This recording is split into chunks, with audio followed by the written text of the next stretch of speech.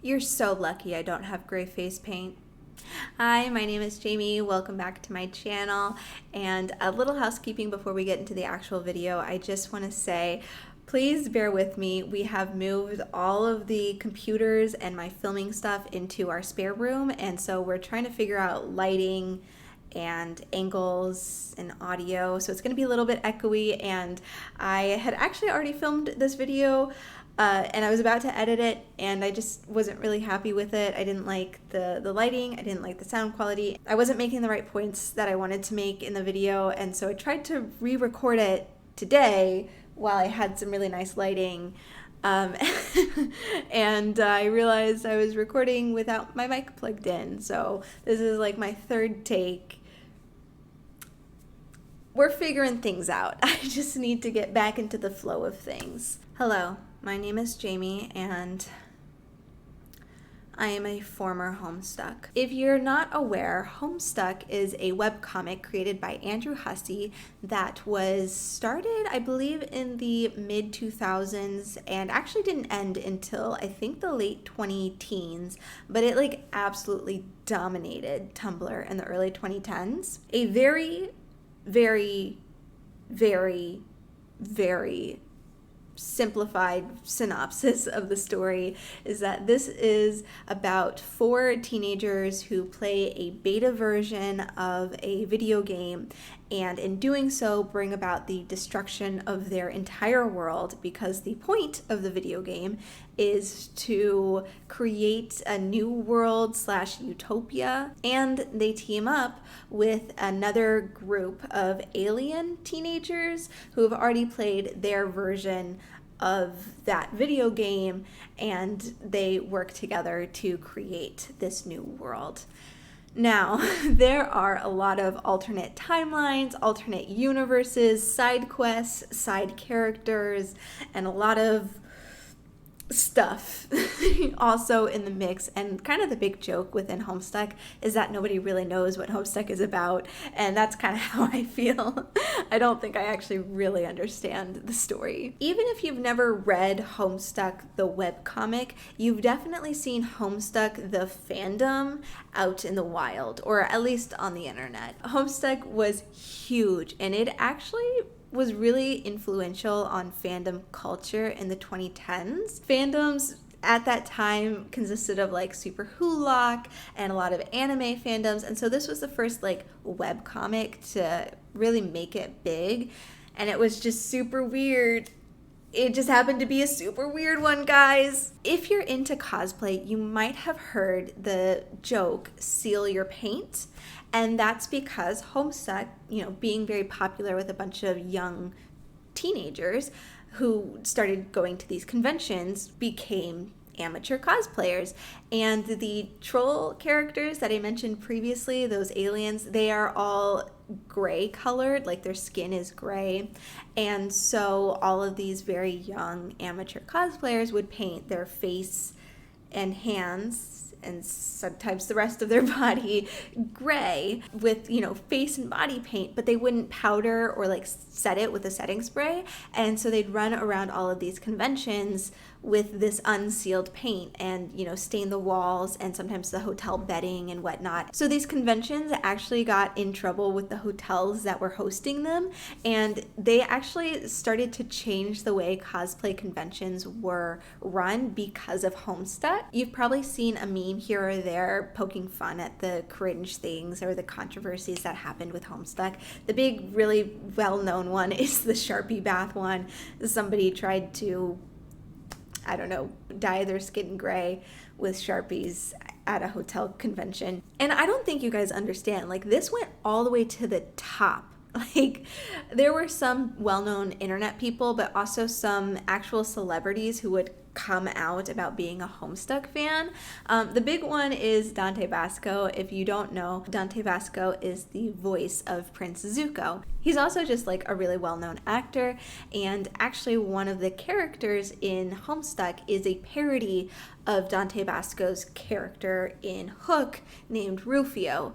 And Mr. Basco got wind of this and he just got super excited. And actually, if you aren't aware, like, Dante Basco gets so excited and so hyped for all the fandoms that he's in. Anytime you see him at an anime convention, appearing at like an Avatar: The Last Airbender panel, he is so happy to be there and he's so excited and he wants to share with that. And so he was just really happy that there was something that was appreciating his character Rufio in Hooked, and he got really into Homestuck, and he would actually like go to conventions as this parody character Rufio, and I believe he and Andrew Hussey actually created, like they worked together to create things. I'm not exactly sure, I don't exactly remember, but Dante Basco is a gem of fandom. He's wonderful. Looking back on it, I kind of see it as very dated. I don't know if it could exist as it did back then nowadays. I think it really just could only exist on Tumblr the way Tumblr existed back then. I mean, there are some super dedicated people who still create fan content for it to this day, and I believe the creator and the like company that spawned from Homestuck still make things for it. Sarah Zed, who's a popular video essay YouTuber, did a deep dive on Homestuck, the story, the fandom, also a video about the legal repercussions for posting that original video. She's got like wonderful, well-researched video. I'm not going to be talking about all of that stuff. Now, for my experience in Homestuck, I was introduced to Homestuck by a friend. Also, Erin, if you ever see this video, I do not forgive you for introducing me to Homestuck. Just kidding. Moira's for life. She's not going to see this video.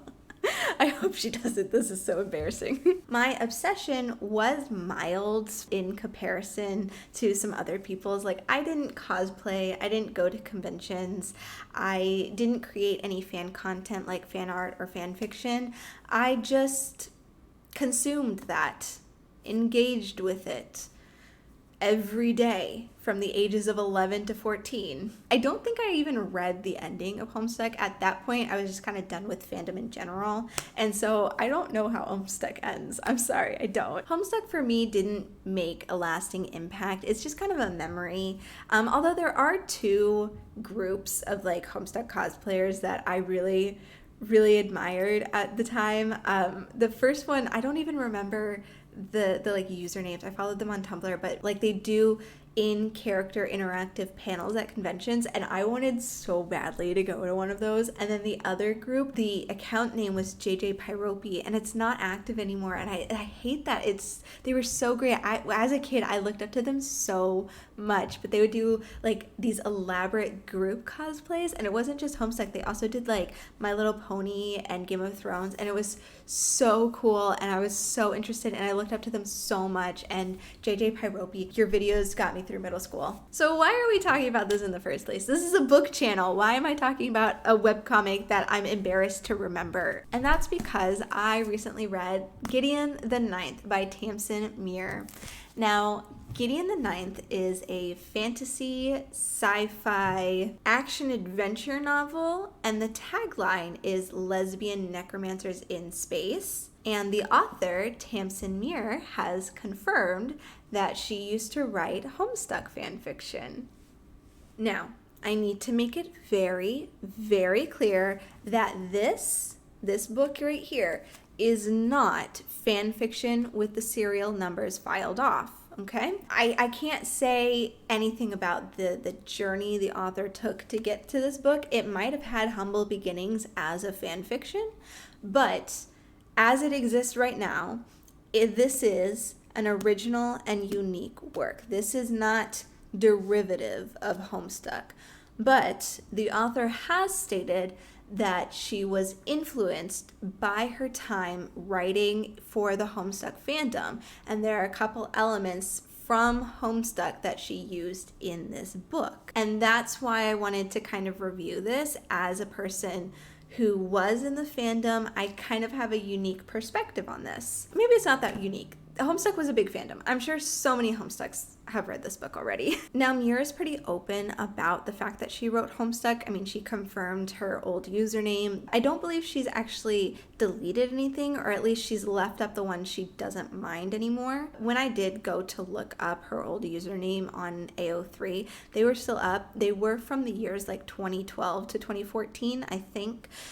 So they're pretty old. Now, obviously, I can't look into Tamsyn Muir's mind, but I feel like if she was embarrassed or not proud of the works, she definitely wouldn't have at least confirmed it that she did it, but she probably would have deleted them.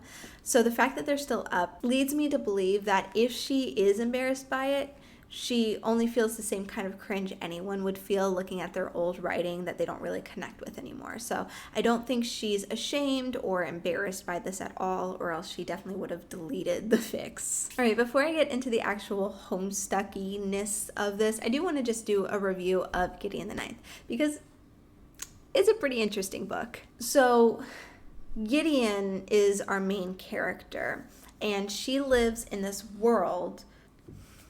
There are like 8 planets, but on the planets are these ruling houses, and they're labeled 2 through 9.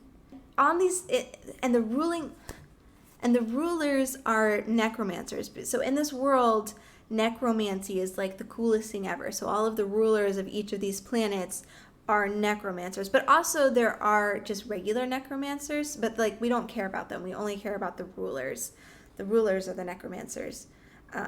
Gideon is not originally of the Ninth. Her mother came here, gave birth, and then kind of died. And Gideon knows nothing about her or her backstory or where she came from. And because she was an orphan and she wasn't a necromancer, she couldn't really help out the ruling family. She was kind of just there. She's labeled as like an indentured servant, but she talks about it as if it was worse, and it's very clearly stated that she was mistreated by the people that raised her. The actual heir of the Ninth House is a girl called Harrowhark, or just Harrow, and they have a pretty fraught relationship. Everyone in this universe, this world, they all worship a vaguely explained emperor, and this emperor has called all of the heirs of the necromancer, so all of the heirs of the ruling houses and their cavaliers, to come to the first house to be trained to be a lictor.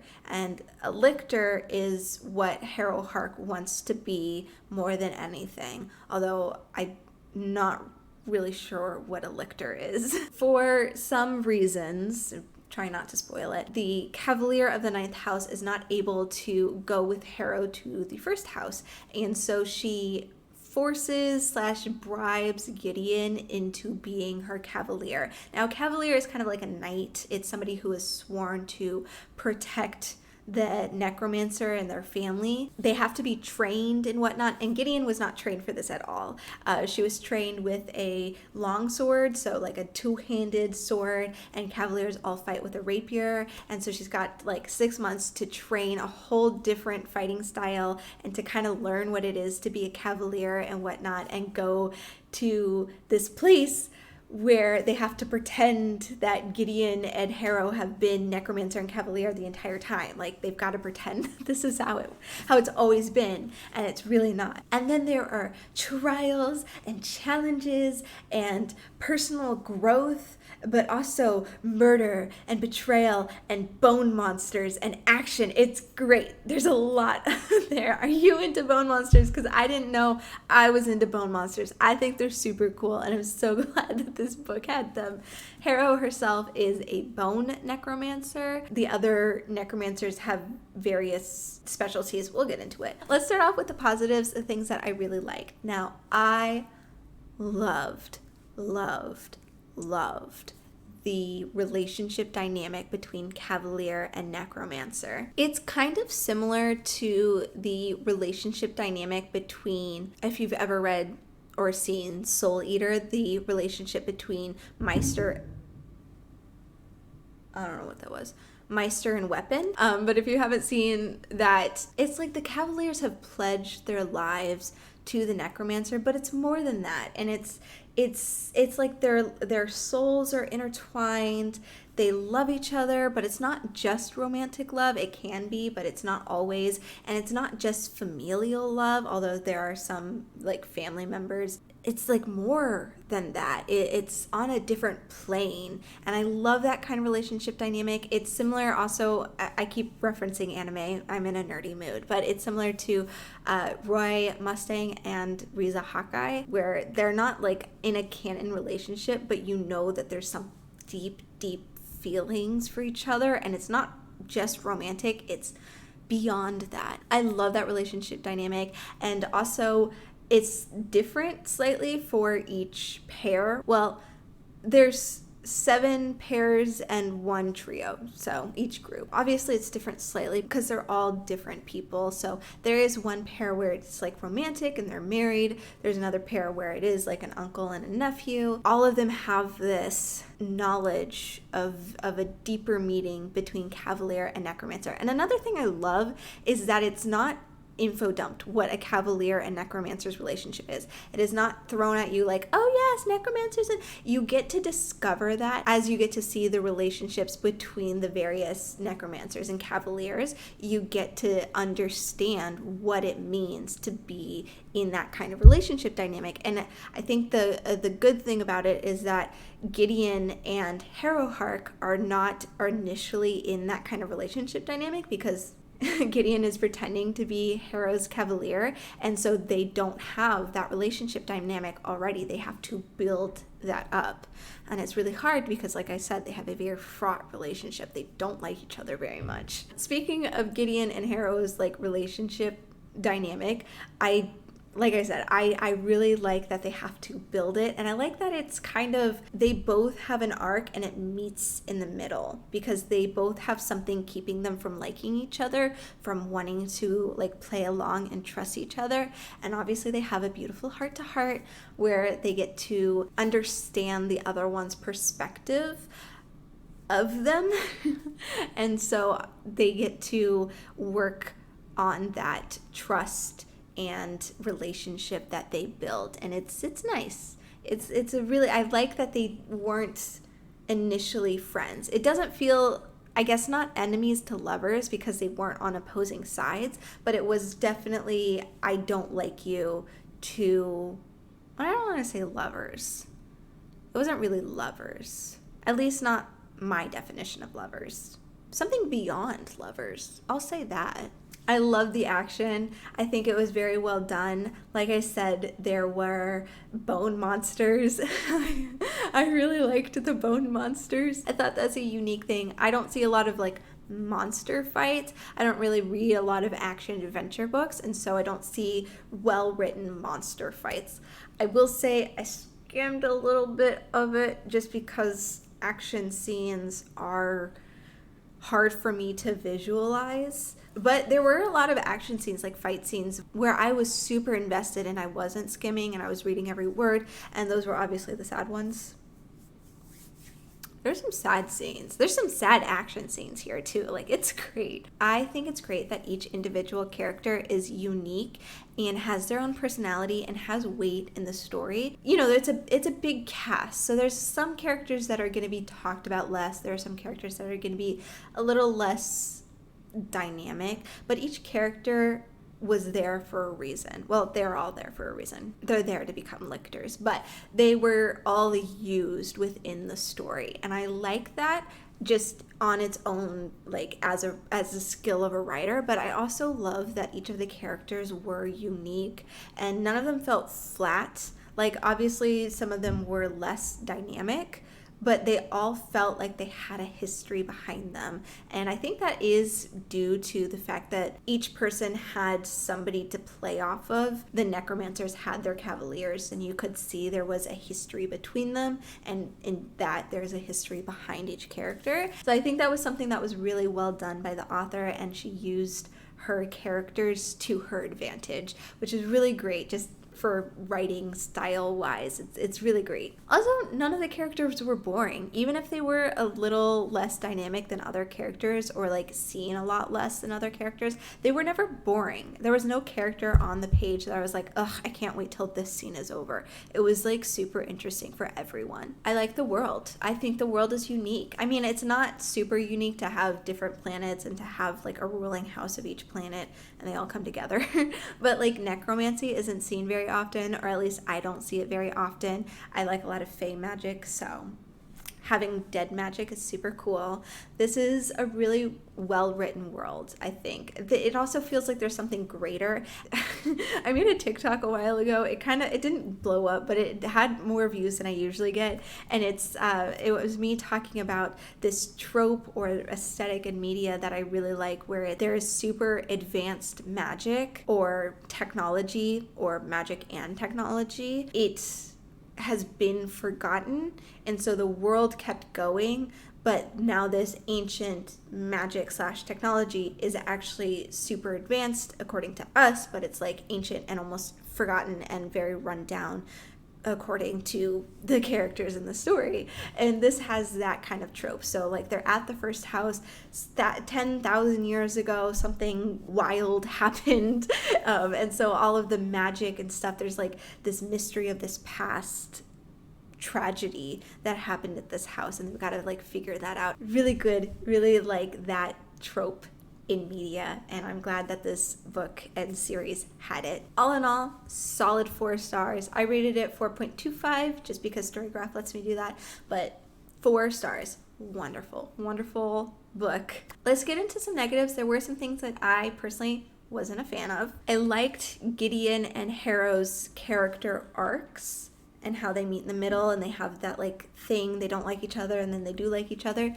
It did feel almost like they just flipped a switch. They had a heart-to-heart and then they started liking each other. And they had been working on their relationship. They had been like, I don't like you. Okay, I know you don't like me, but you gotta trust me. Hey, you told me to trust you, and I tried to trust you, but then you're also not trusting me, so you've gotta trust me. Okay, we'll work together on this. Hey, you did something shitty. So now they have the heart-to-heart, and then after the heart-to-heart, it was like, okay, I just like you. It does just kind of feel like they talked their feelings out and then everything was peaches, but they have had like 19 years of hating each other, like not being friends. And then once it's revealed what was keeping them from liking each other, you're still like, okay, that's still some like trauma and backstory that needs to be like dealt with. You can't just like not deal with that, you know? So to me, it just felt like it was rushed, but it was towards the end of the story that we were getting that kind of information. And so it did feel like they were just trying to get to the third act. I needed way more explanations. In the very beginning of the book, they don't explain a lot, but in the like middle and end of the book, it does feel like everyone's turning to Gideon and explaining everything. Gideon is the fish out of water. She doesn't know anything about necromancy, and she doesn't know anything about being a cavalier, so a lot of times people will be like, let me explain what I just said to you in layman's terms. Sci-fis, and especially high fantasies, they need a good balance of like world building and info dumping. Like you need to find a way where everything gets explained, because I don't really know who the Emperor is. Even at the end, I know he's going to be used a lot more in the rest of the series, but as of right now, like, I don't know who the Emperor is. I don't know what happened. I get, to an extent, it is a mystery, but, like, I don't know. I just felt like I needed some more explanations, and I definitely needed more of the necromancy explanations. A little complaint I had, this is a book about necromancers. And like almost nobody does any necromancing, okay? There is very little raising of the dead.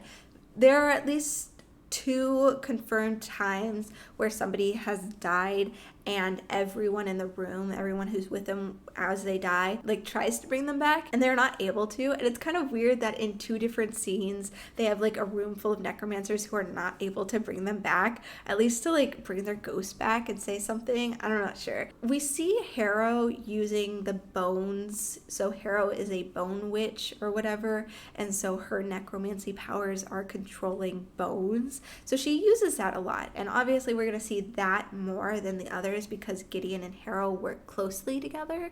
But like, I didn't see enough of each necromancer's individual power to kind of understand what it was. And I don't know if each necromancer was supposed to have a different power or if they all kind of had a collective power and then each of them had a specialty, or if they had powers that represented their house, if their houses represented anything at all. Each of the houses have an epithet of like what it does to serve the emperor. And then they also have like a little nursery rhyme in the beginning of the book. 2 is for discipline, 4 is for fidelity, things like that. It would have been great to at least have one scene where each necromancer showed off their necromancy.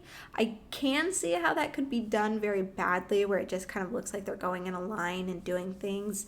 So I understand why the author didn't want to do that, but as of right now, like, there were some characters I never saw actually use their powers, and I just needed more of that for me to believe that they were necromancers. This book has a big pet peeve of mine, which is when people continuously use somebody's name when they're talking to them. So we'd have 2 characters in a conversation constantly referring to each other by their name, and that always gets really annoying really fast. This book also has another very specific pet peeve of mine, which is when somebody has like a made-up name for somebody else, for another character, and they constantly use that.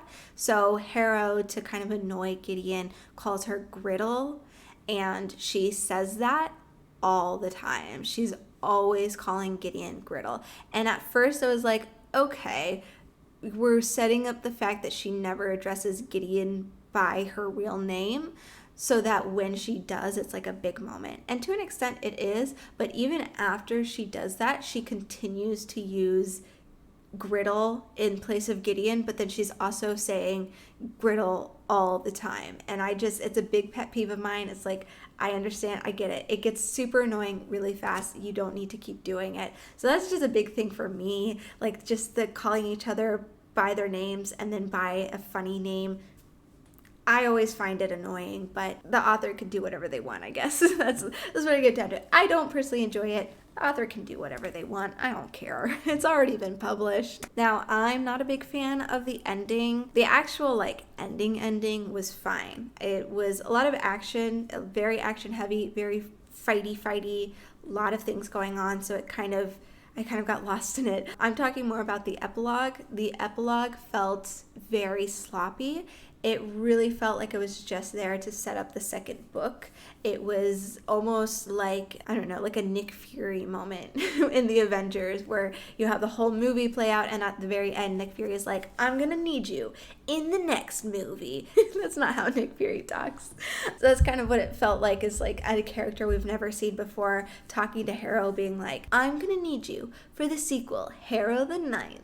So I'm not a big personal fan of that. I understand you do have to set up the next book. I'm not saying that like no book can end in a cliffhanger or that it can't have a setup for the next book. This one just particularly felt sloppy. Alrighty, let's talk about the Homestuck stuff. Now, something I saw when I was doing my initial research is that there are a couple things that Tamsyn Muir kind of confirmed as like little in-jokes, or at least a reference to Homestuck. One of the things is Gideon'S Sunglasses. They're featured on the cover. I don't know if you'll be able to see with the glare, but Gideon has these sunglasses.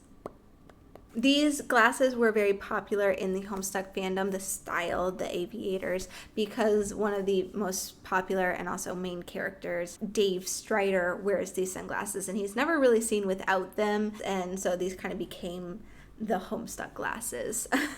And so I believe Tamsyn Muir, now this could be super wrong, I could be misremembering this, but I believe Tamsyn Muir has confirmed that these glasses were a reference to Homestuck, and that fact that Gideon is wearing them is supposed to be a little in-joke for herself. Although the sunglasses did kind of go missing, so she's wearing them on the new planet because it's super bright there, and they're obviously used to like super dark places. They're mentioned throughout until about the halfway mark, and then she like never mentions them again. I don't know if I missed a part where she said she lost them, or if we're just like, too much is going on, we can't think about glasses, but they don't reappear after a while. So I don't know if she's still wearing them at the end of the book.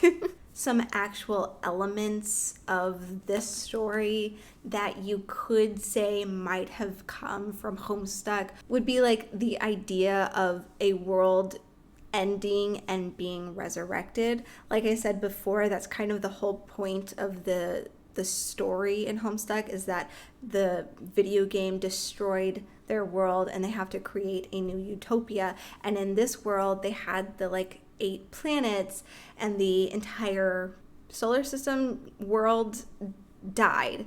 Whatever happened, it died, and the emperor brought them back to life, which is why the emperor is a really big guy, and why necromancy is super big in this society, is because the world's died and were brought back to life. And that's a similar element, but that's also not like an original element. Like, that isn't owned by Homestuck. That's not originated by the Homestuck creator. That is a pretty well-known story element that's been seen in other books. You could say that the Emperor is similar to the Doc Scratch character, although I think that's a bit of a stretch. Again, it seems kind of like a trope character to have this all-knowing being, not a god, but, godlike, all-knowing being who is the one pulling the strings when it comes to weird magic world resurrecting stuff. So I don't think Doc Scratch and the Emperor are the same.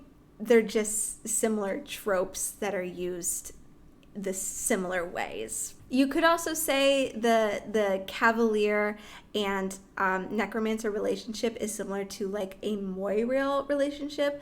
The trolls have a weird relationship dynamic in that it's a quadrant. Instead of just single and together, they're represented by the playing card suits. And so you have like regular romance, that's the hearts, and then you have people who hate each other, which is the spades, and then you have Moirails, which are, I don't remember the names of the other ones, but you have Moirails who are just like best friends, but like they're more than best friends, and that's the diamond. And then you have the clubs, which are people who are almost hating each other, but then they have another person that mediates and keeps them from like killing each other, basically. And that's the quadrants. I can't believe I'm explaining shipping. Homestuck shipping in the year of our Lord 2023. Oh my god. So it feels like the Cavalier and Necromancer relationship is similar to like the Moirail relationship, and then it also kind of feels like the Harrow and Gideon dynamic might have started out as like a spades. I think it's Kismesis relationship. So that's a similar aspect.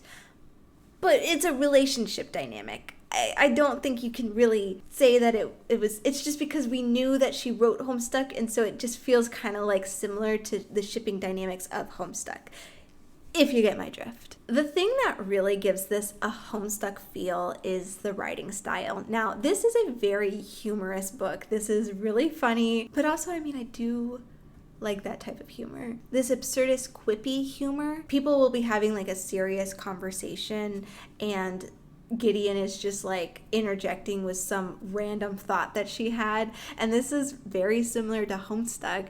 Like, there's an actual conversation very early on in the webcomic where one of the main characters, John, is talking to Dave, and he's trying to have like a serious conversation with Dave, and Dave cannot stop thinking about how you can't tell if somebody's pissed in your apple juice and resealed it until you drink the apple juice. And then John's like, Dave, come on, we need to like actually figure out how to play this game. And Dave's like, dude, I'm like actually worried that somebody has pissed in my apple juice because I can't tell until I drink it. That is a serious scene in the webcomic. I don't know why I remember that. There are similar scenes here where their characters having a serious conversation, and then they turn to Gideon, they'd be like, what are your thoughts on this? And then Gideon would be like, I don't care. I'm going to say something funny. And it's great. It's so funny, and I think it does a really good job of balancing that kind of wild and ironic and absurdist humor with the actual horror and action and seriousness of the novel. This writing style was not created by Andrew Hussey. It might have been kind of like pioneered by him, but the fanfic writers really perfected it. They perfected the sound of Homestuck. I don't know how to explain it. You really just have to kind of know what I'm talking about. I'm going to read some lines. The first one that really got me Gideon's gotten in trouble because she's like joking around with an older character about like nudie magazines, and so she's gotten in trouble for that, and she says, "I did offer him stupendous work of a titty nature." That is a Husseyism. That is something I could see coming out of Dave Strider's mouth. "Come with me and don't touch anything." Gideon went with Harrow and did not touch anything. And it's not all humor. There's this line, "Harrow had beheld her, she had beheld Harrow, and nothing had ever gone right after that. Never, ever." Like, that's not humorous. It's a beautiful line. And it just has that cadence, that like fast run-on sentence kind of cadence that was very popularized by Homestuck. Now, I did tab some specific lines that felt like Homestuck to me, but those are the gray ones. You can't see with the light, it's too bright. Those are the gray ones, but then there are also pink ones. There's the gray ones, but then also the light pink ones. Those were just lines that I particularly found very beautiful or interesting or just important lines. Let me fix my lighting now. Just important lines. As we get into the book, I mean, throughout there's gray and there's also pink throughout, but as we get through the book, that's the beginning, there's obviously more pink than there are gray. And of course, that's just because there's more emotions happening later on in the book, but also it just kind of felt more like Tamsyn Muir's writing rather than emulating a Homestuck fan fiction. And maybe that's just because I was getting used to the writing style as I was reading. My lighting's changed. I'm so sorry if the colors are different, but I need to like keep up with the fact that the sun is no longer here. It does feel wrong to like pick apart this book and try and find elements or certain lines that might have been inspired by Homestuck, because this book has way more to offer than that.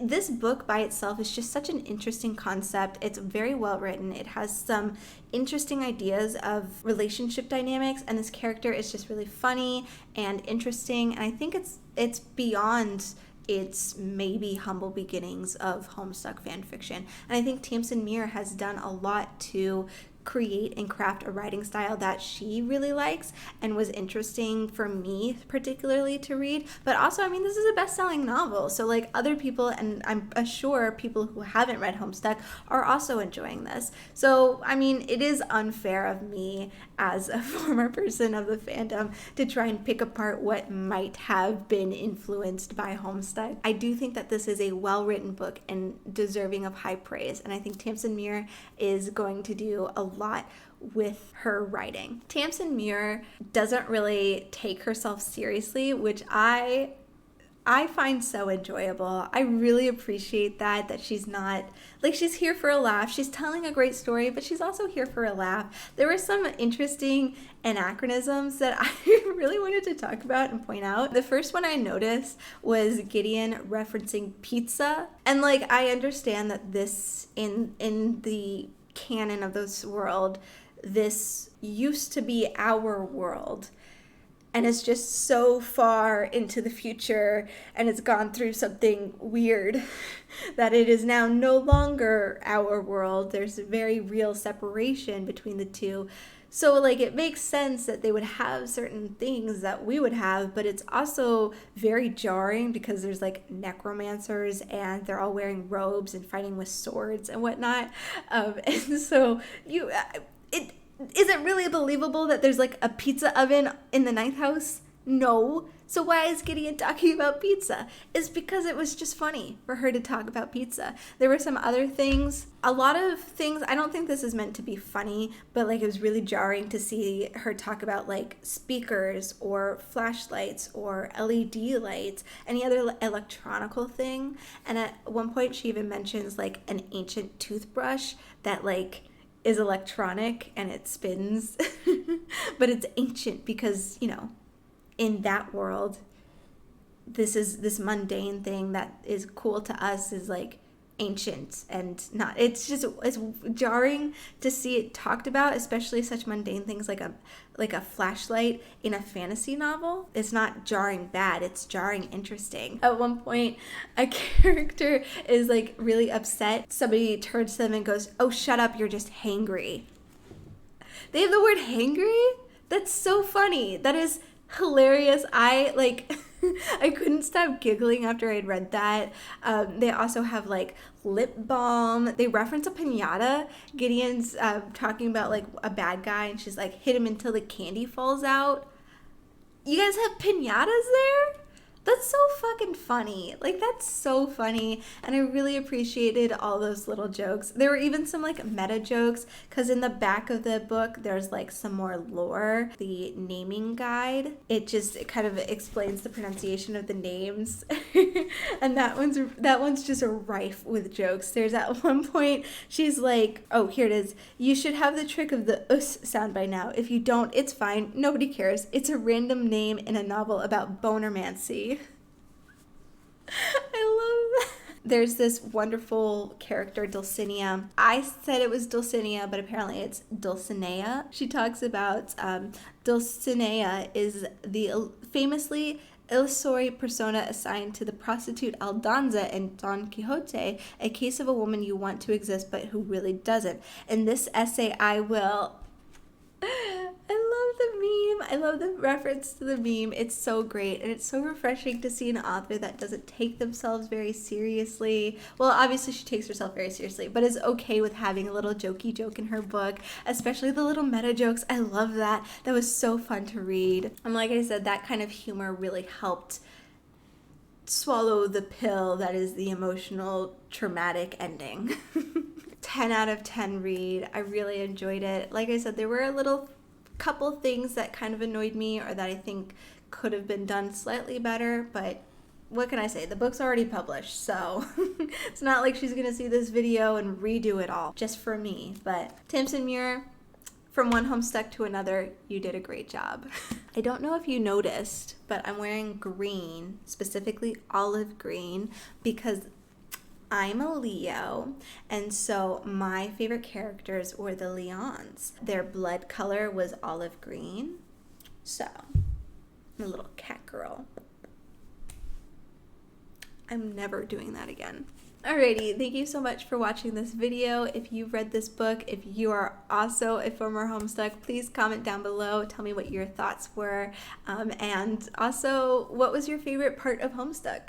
I think mine was the sign list. Oh, I still to this day get chills when I think about like the story of the sign list. This one lyric stuck to the Mumford & Sons, I Will Wait. Every time I hear that song, I think of that lyric stuck. It made an impression on me. Thank you so much for watching this video. If you liked it, please give it a like and subscribe for more videos like this. Alrighty, I don't know what else to say. Okay, bye! Apparently she has confirmed her old AO3 handle, and so I'm looking at the fics written by that handle. Gamzee and Terezi, okay, that makes sense. Gamzee and Carcat, they were a thing, yeah.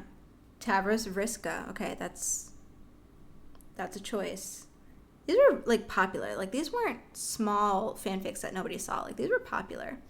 We got Eridan and Fefri, John and Vriska, makes sense. John and Carcat, also Terezi Dave, that was a thing, yeah. Rose Kanaya, makes sense, okay. Solix Carcat, okay. As they were Moirails, I think. I'm not sure. No, Carcat was Moirails with Gamzee. Carcat and Solix I saw all the time. Jade and Kanaya. Ooh. Also, just so you know, most of these are like teen. They're like rated general or teen. We got Jade and Kanaya. That's interesting, I will say. Nepeta, Equius, makes sense. Orphaner, Dualscar, and Pfeffrey? Tamsyn. And it's mature? Alright, bookmark that for later.